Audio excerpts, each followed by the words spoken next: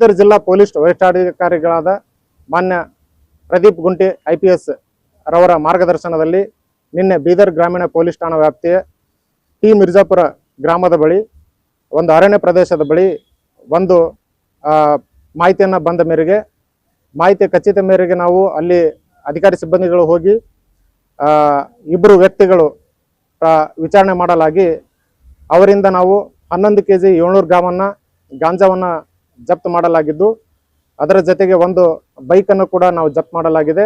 ಒಟ್ಟು ಮೌಲ್ಯ 6,38,000 ಆಗಿದ್ದು ಪ್ರಕರಣವನ್ನು ದಾಖಲು ಮಾಡಿದ್ದು ಮುಂದಿನ ತನಿಖೆ ಕೈಗೊಳ್ಳಲಾಗಿದೆ. ಈಗಾಗಲೇ ಜಿಲ್ಲಾ ಪೊಲೀಸ್ ವರಿಷ್ಠಾಧಿಕಾರಿಗಳು ಮಾನ್ಯ ಪ್ರದೀಪ್ ಗುಂಟಿ ಸಾಹೇಬರು ಮತ್ತು ನಾವು ಕೂಡ ಹಲವಾರು ಬಾರಿ ಸೂಚನೆ ನೀಡಿದ್ದೇವೆ.